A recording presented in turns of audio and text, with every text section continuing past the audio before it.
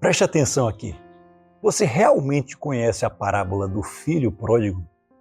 Shalom, meus amados, eu sou o pastor Maurício Vulcão Souza e venho aqui para meditarmos, talvez, na minha opinião, a parábola mais impactante da Bíblia. Essa é a parábola das parábolas.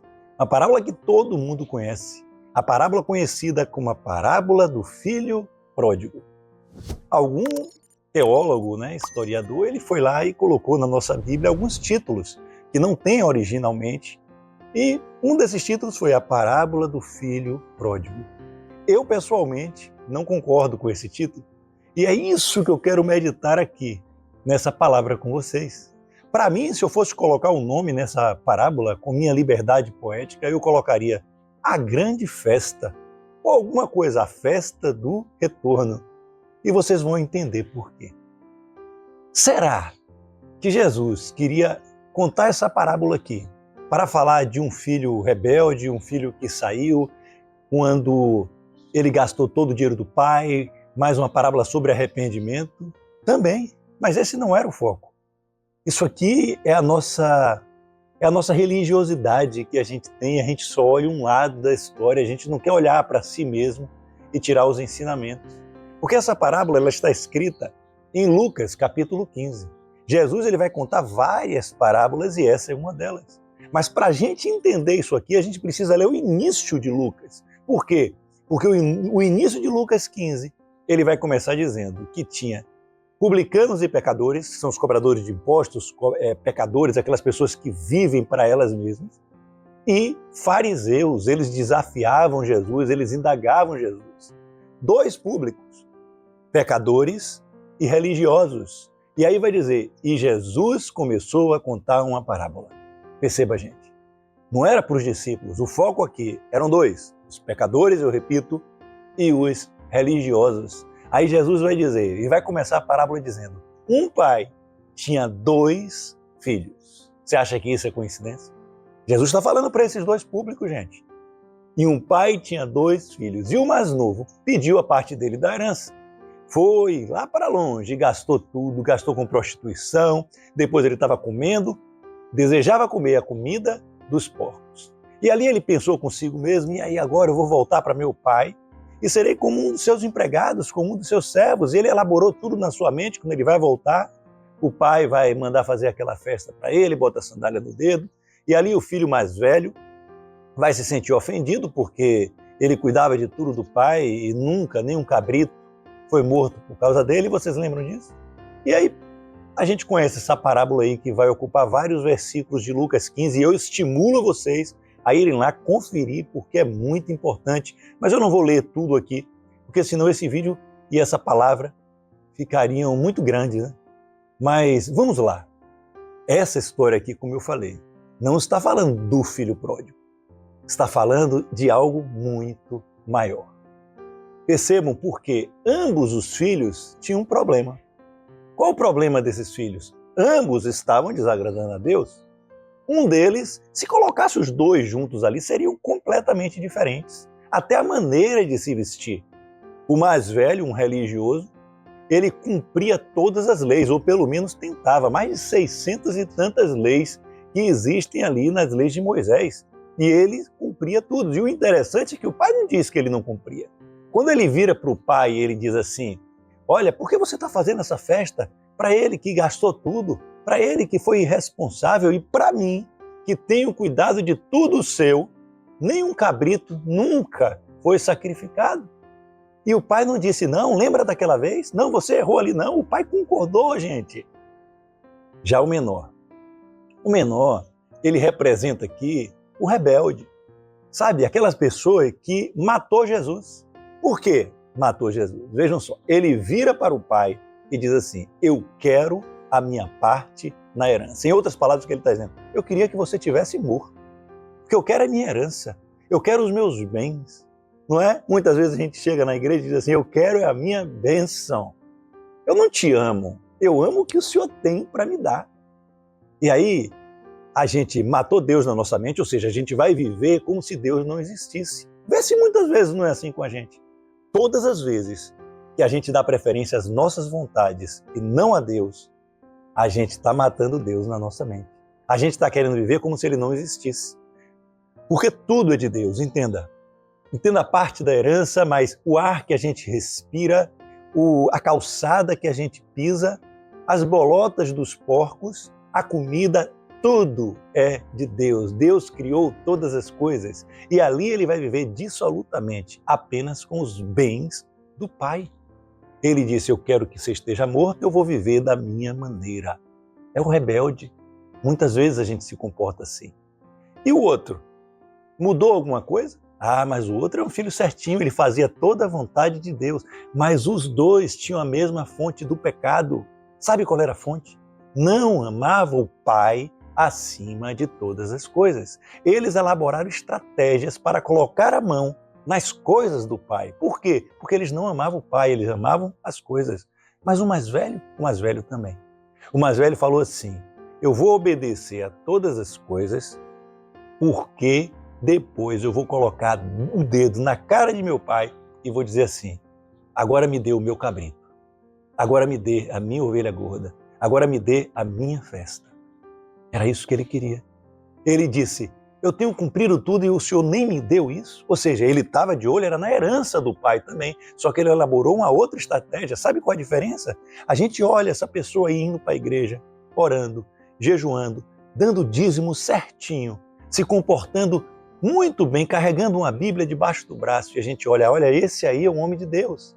E a gente olha aquele outro, o que está mais na cara, o miserável que matou Deus na mente, que está fazendo tudo na sua vontade, e a gente diz, eles são diferentes, aquele pelo menos está indo na igreja, e Deus está olhando para os dois e dizendo, os dois têm a mesma fonte de pecado, eles não me amam acima de todas as coisas, eles amam o que eu tenho para oferecer. A gente tem amado a Deus acima de todas as coisas, ou a gente matou Deus na nossa mente? Ou por outro lado, a gente ora, a gente jejua, a gente faz tudo isso, mas porque no final das contas o que a gente quer é a bênção de Deus. Como a gente ora? Senhor, eu venho aqui hoje porque eu quero minha família restaurada. Você quer Ele ou você quer as bênçãos dele? Veja, não tem nenhum problema em a gente querer a nossa família restaurada, não me entendam mal aqui. Mas o que eu estou dizendo é que você ama a Deus acima de todas as coisas, mesmo se sua família não for restaurada. Você continua amando a Deus? Veja aqui o que eu coloquei aqui, gente. A festa. Eu queria perguntar algo para vocês e eu já vou responder em seguida. Gente, o que salvou esse filho mais novo? O que salvou foi a grande festa. Por isso que eu disse que essa parábola aqui eu chamaria de a grande festa. Percebam, gente, esse rapaz, ele chega para o pai e diz assim, queria que você tivesse morto, ou seja, me dê a parte da herança que eu já vou embora. Isso daqui já seria suficientemente para que ele morresse, porque na lei da época ali, quem desejasse o pai morto poderia ser morto. Mas ainda assim, e logicamente o pai já dá a parte da herança em vida, e o filho vai embora. Aí o filho gasta tudo com prostituição. Ele desejou ser um porco. Para comer comida de porco, ele desejou ser o quê?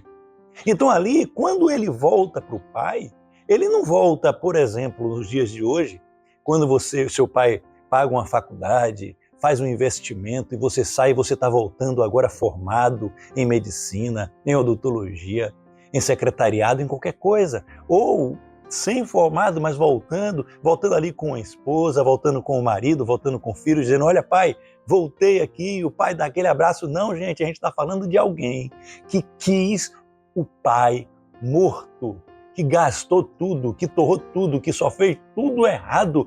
E a palavra vai dizer que esse pai estava na estrada esperando o filho. Ele não sabia que dia o filho ia voltar, mas ele estava ali, provavelmente ele ia todo dia, e orava, e esperava.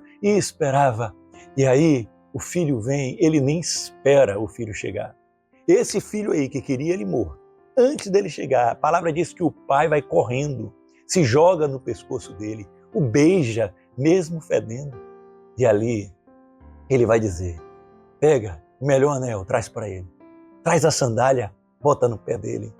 E agora ele vai dizer algo que muda tudo. Ele vai dizer, e mata um bezerro gordo, porque hoje a gente fará uma festa para meu filho, que estava morto e reviveu. Essa grande festa se chama Evangelho. Por isso que eu colocaria o nome dessa parábola, a grande festa. Se chama o Evangelho. O Evangelho onde um bezerro puro, gordo, foi morto. Esse bezerro se chama Jesus Cristo. É essa festa aqui, gente, que salvou esse menino. A festa não foi dizer que ele vai para o inferno. Não foi oferecer a herança, oferecer bênçãos. Oferecer bênçãos não salva ninguém. Você que está indo nas igrejas e os pastores botam a mão na cabeça e começam só a dizer bênção, desconfie dessa igreja. Isso não vai te salvar. Não vá para Jesus pelo que ele tem para te dar. E não vá pelas ameaças de inferno. Vá por um motivo. A grande festa. Sabe o que aconteceu na grande festa? Ele te amou primeiro. Você já imaginou a vida desse garoto no outro dia? Você já imaginou isso? Quando ele acordar, depois daquela festa inteira, porque provavelmente a vila inteira estava naquela festa sem saber o que estava, por que o motivo dessa festa? Porque um bezerro gordo, muita gente estava nessa festa. Essa festa foi dada a alguém que queria o pai morto, a alguém que viveu dissolutamente e gastou tudo do pai. Mas ele deu uma grande festa quando esse filho voltou para ele. Essa é a festa do Evangelho. É a festa, gente. Por quê? Porque a gente precisa amar a Deus acima de todas as coisas. Mas como amar a Deus acima de todas as coisas? Você consegue dizer para o seu coração, ame agora. Você torce para o Flamengo, você consegue dizer para o seu coração, agora ame o Vasco. Entendeu qual a comparação aqui? Mas aqui, gente, você não consegue. Agora, se te oferecerem 10 milhões de reais para você amar o Vasco torcendo para o Flamengo, você vai botar a camisa, você vai aprender até os hinos, você vai fingir amar o Vasco. Por quê? Porque você quer colocar a mão na herança, você quer colocar a mão no dinheiro, mas você não amará de coração, porque seu coração está no Flamengo. Então, como você dizer para o seu coração, olha, eu decidi amar a Deus acima de todas as coisas, mas você consegue? Não. Por força própria, não. Mas agora você consegue. Sabe por quê? Quando o seu coração ouve a notícia de que Ele te amou primeiro, quando você não tinha nada para ser amado, quando você queria Ele morto, quando você viveu no pecado, ali seu coração não aguenta e se rende a Jesus Cristo. A única maneira da gente ser salvo e colocar Deus acima de todas as coisas é a gente recebendo o Evangelho. E Ele vai mudar o nosso coração, porque Ele nos amou primeiro. Diga aí onde você está nesse momento. Ele me amou primeiro. Ele pagou o preço.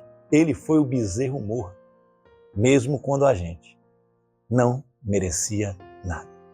Aí ele acorda numa cama, no outro dia, é uma cama que ele não merece. Ele está vestido provavelmente com a pijama, com a roupa que ele não merece.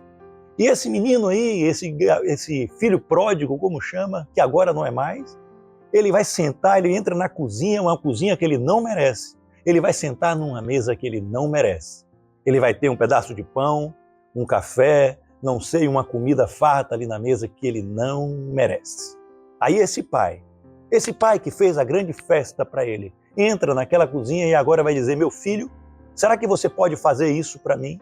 Meu filho, eu queria que você fosse ali e fizesse dessa maneira. Meu filho, larga isso aí, que isso aí não agrada o meu coração.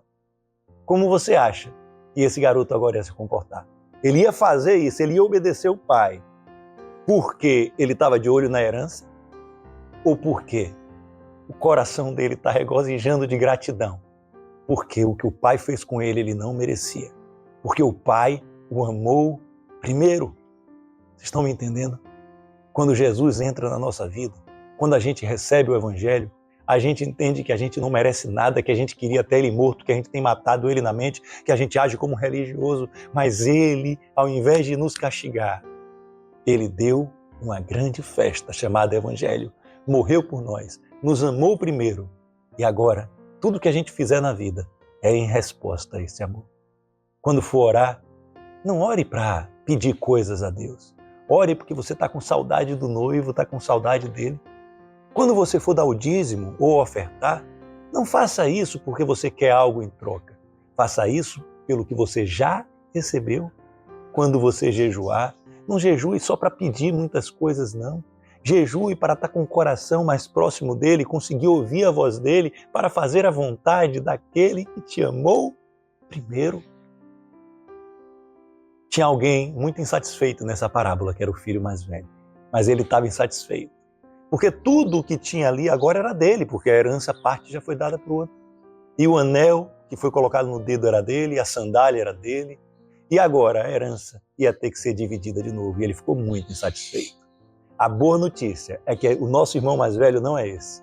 O nosso irmão mais velho é aquele que está contando essa parábola em Lucas 15 e se chama Nosso Senhor Jesus Cristo, e ele não tem problema nenhum em dividir a herança com você. Ele te fez co-herdeiro nas regiões celestiais junto com ele, e é a ele que a gente vai colocar acima de todas as coisas a partir de hoje. Amém? Deus abençoe sua vida tremendamente. Compartilhe essa palavra para que o amor de Jesus consiga mudar mais corações. Até a próxima, se Deus quiser. Shalom!